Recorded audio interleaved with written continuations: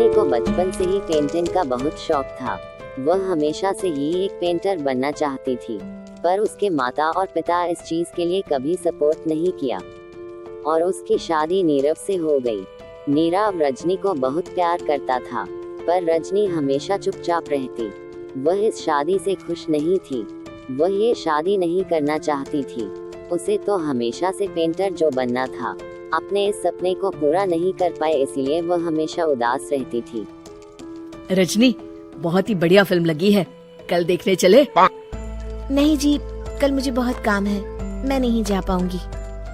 अच्छा तो कोई बात नहीं, संडे को चलते हैं। देखिए, मुझे फिल्म देखना पसंद नहीं है। आपको जाना है तो चले जाइए। नीरू को मना करके रजनी वहाँ से चली जाती है और अपने बंद पड़े बैग को खोलकर उसमें पड़े ब्रश और कलर्स को देखकर रोने लगती है। रजनी, चलो ना कहीं बाहर खाने चलते हैं, कुछ तुम्हारी पसंद का। जी, मुझे नहीं जाना, मेरी तबीयत ठीक नहीं है। रजनी वहाँ से चली जाती है। नीरू को समझ में नहीं आता कि नीरू उससे इतना दूर क्यों रहती है। वह जब भी उसके साथ वक्त बिताना चाहता है, रजनी कोई ना कोई बहाना बना देती है। एक दिन घर में कोई नहीं था। रजनी जल्दी से काम खत्म कर लेती है। घर पर अकेले होने के कारण वह सोचती है कि वह आज पेंटिंग करेगी। वह अपने कमरे में जाकर जैसे ही पेंट, ब्रश और कलर्स निकालकर कलर्स मिक्स कर रही होती है कि दरवाजे पर बेल बज जाती है। अब कौन आ गया इस वक्त? इतनी मुश्किल से तो मुझे पेंट करने का मौका मिला है। रजनी दरवाजा खोलती है तो देखी है कि सास अपने सहेलियों के साथ दरवाजे पर खड़ी है और सब घर के अंदर आ जाते हैं। अरे बहू, सबको शरबत बनाकर पिला दे, बाहर तो बड़ी गर्मी है। जी। रजनी पेंट ना कर पाने से उदास हो जाती है। उसे गुस्सा भी आ रहा होता है कि उसने इस शादी के लिए क्यों हाँ की। वह रसोई में जा रही होती है कि उसकी सास उसे रोक देती है। बहू, सबके खाने का भी इंतजाम कर लेना, आज का लंच तो ये सब यही करेगी। हाँ। रजनी बिना कुछ कहे रसोई में चली जाती है। सबके लिए खाना बनाती है।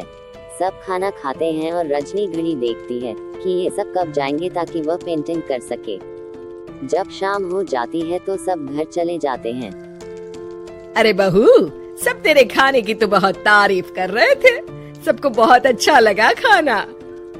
आपको मुझे सुबह बताना चाहिए था ना कि आपकी सहेलियां आ रही हैं। पता भी है कितना वक्त लगा सारा खाना बनाने में। अरे बहू, तू ऐसे कैसे बात कर रही है मुझसे? तो और कैसे बात करूं?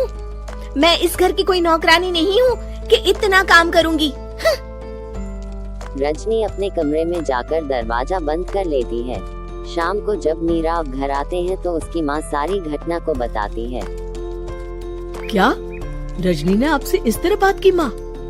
हाँ, और पता नहीं उसे क्या हो गया है, शाम से बाहर भी नहीं आई है। मैंने तो कई बार आवाज दी, खाना भी नहीं खाया उसने। तू ही बात करके देख ले बेटा। नीरव अपने कमरे का दरवाजा खटखटाता है। रजनी, दरवाजा खोलो, मैं हूँ। रजनी दरवाजा खोलती है और जाकर अपने बिस्तर पर लेट जाती है। रजनी, माँ से बात करने का ये क्या तरीका है? मैंने कोई गलत बात नहीं की है। अरे तुम क्यों ऐसे बर्ताव कर रही हो सबके साथ? क्या तुम इस शादी से खुश नहीं हो? रजनी कुछ नहीं बोलती। अरे बताओ मुझे रजनी, क्या ये शादी तुम्हारी मर्जी के खिलाफ हुई है? हाँ, मैं ये शादी कभी नहीं करना चाहती थी। तुमसे क्या, मैं किसी से भी शादी नहीं करना चाहती थी। रजनी रोने लगती है। चुप हो जाओ रजनी, बताओ मुझे, तुम क्यों नहीं करना चाहती थी शादी? रजनी बैग के नीचे से पेंटिंग ब्रश कलर्स पेपर्स बाहर निकलती है। इतने में उसकी सास भी कमरे में आ जाती है। ये देख रहे हो, ये थे मेरे सपने।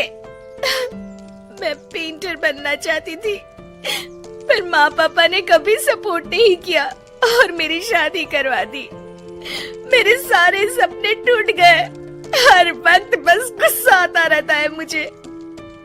मैं जानती हूँ कि आप लोगों की इसमें कोई गलती नहीं है, पर मैं क्या करूँ, मुझे समझ में नहीं आता।